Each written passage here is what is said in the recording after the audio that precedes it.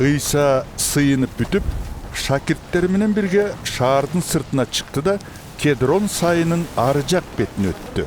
Ал жакта бир бак бар эле.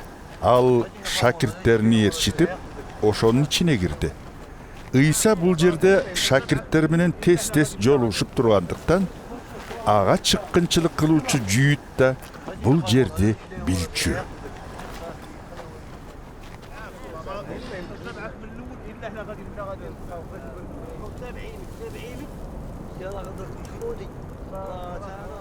Ал римдик аскердин бир тобун жана жогорку дин кызматчылар менен фарисейлер берген бир нече сакчыларды ээрчитип келди.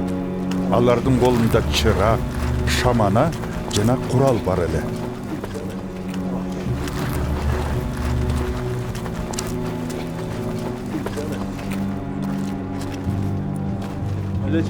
Алдында эмне күтүп турганын билген Ыйса бактын ичинен чыгып, алардан «Кимди издеп жүрөсүңөр?» деп сурады. Алар Назареттеги Ыйсаны деп жооп беришти. Ыйса «Мен дал ошонун өзүмүн» деди. Саткын жүйүт да ошолор менен турган эле. Ыйсанын «Мен дал ошонун өзүмүн» дегенин угушканда, алар кетенчиктешип, жерге жыгылышты. Ыйса аларга кайрадан «Кимди издеп жүрөсүңөр?»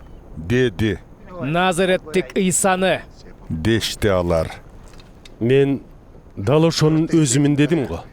Эгерди издегениңер мен болсом, анда жанымдагыларды кое бергиле» деди Ыйса. Ыйсанын «Мага бергендериңдин бир да бирин жоготкон жокмун» деп айтканы ушундай чаткарылды. Ошондо Ысман Петр канжарын кынынан сууруп алып, башкы дин кызматчынын кулунун оң кулагын шылый чапты. Кулдун аты Малкеле. Бирок Ыйса Петрге «Канжарыңды кынына сал. Же атабыздын эркин аткарбашым керек деп ойлойсуңбу?» деди.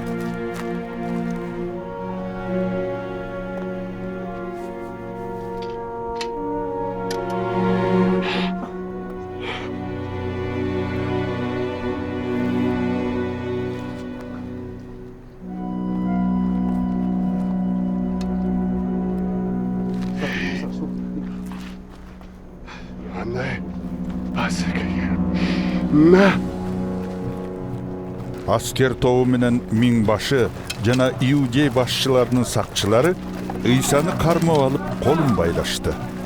Аны алды менен Анаска алып барышты. Ал ошол мезгилде башкы дин кызматчы болуп турган Каяптын кайнатасы эле. Бүтүндөй эл ойрон болгондон көрө, ошол эл үчүн бир адамдын өлгөнү жакшы деп иудей башчыларына кеңеш берген Каяп ушу болчу.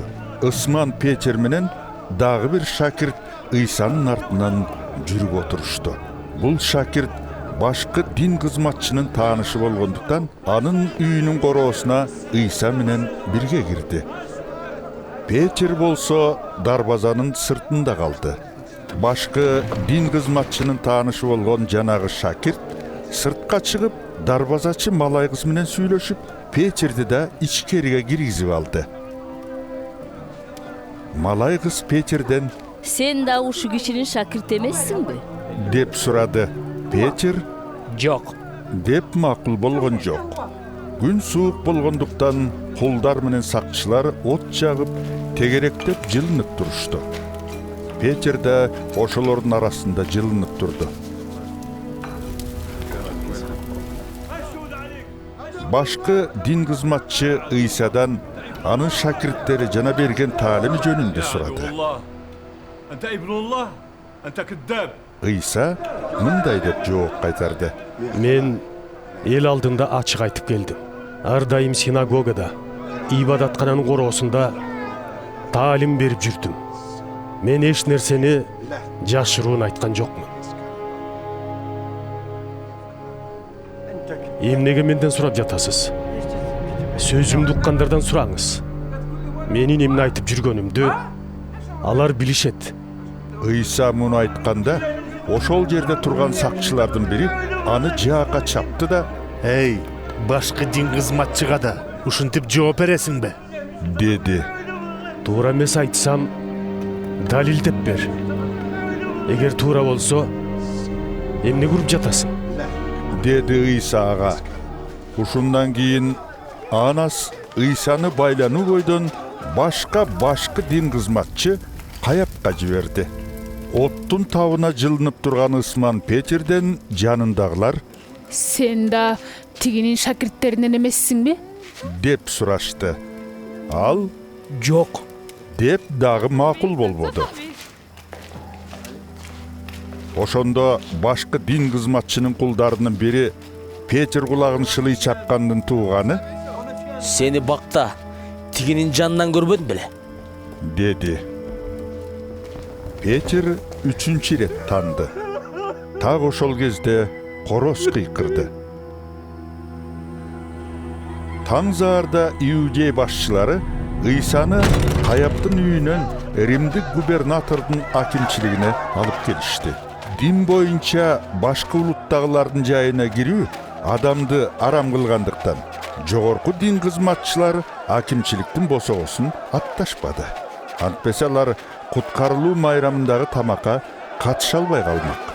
Ошондуктан Пилат аларга өзү чыгып Бул кишиге кандай айып коюп турасыздар?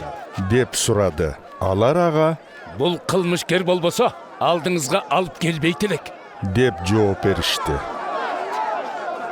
Пилат Аны өзүңүздөр алып кетип, өз мыйзамыңыздар боюнча соттой бериңиздер. деди. Иудей башчылары Бизде бирөөнү өлүм жазасына тартуу укугу жок. дешти. Өзүнүн кандай өлүүгө тийиштүү экенин алдын ала айткан Ыйсанын пайгамбардык сөзү ушундай чаткарылды. Пилат акимчиликтин ичине кайра кирип, Ыйсаны чакыртып алды да Иудейлердин падышасы сенсиңби? деп сурады. Ыйса Бул сөз өзүңүздөн чыктыбы? Же бул ушундай деп мен тууралуу сизге башкалар айттыбы? деди. Пилат Мен эмне? Иудей белем. Сени мага өзүңдүн элиң менен жогорку дин кызматчылар кармап келишти. Эмне иш кылып койдуң эле? деп сурады. Ыйса Менин падышалыгым бул дүйнөгө таандык эмес. Эгер бул дүйнөгө таандык болсо, кызматкерлерим мени иудей башчыларынын колуна түшүрбөө үчүн күрөшмөк. Бирок менин падышалыгым бул дүйнөгө таандык эмес. деп жооп берди. Пилат андан Демек, падыша экенсиң да. деп сурады. Ыйса ага Падыша экенимди өзүңүз айттыңыз. Мен акыйкатты жарыялаш үчүн төрөлдүм. Жана ошол максат менен дүйнөгө келдим. Ким акыйкат тарабында болсо, менин үнүмдү угат. деди. Пилат Акыйкат деген эмне? деп сурады да кайра эл алдына чыгып, аларга мындай деди. Мен андан эч кандай айып таппай турам. Сиздердин салтыңыздар боюнча куткарылуу майрамына карата дайыма бир кылмышкерди бошотуп берчү эмес белем. Мен сиздерге иудейлердин падышасын бошотуп берейинби? Ошондо алар бир добуштан Аны эмес, Бараббаны! деп кыйкырышты. Барабба болсо каракчы эле.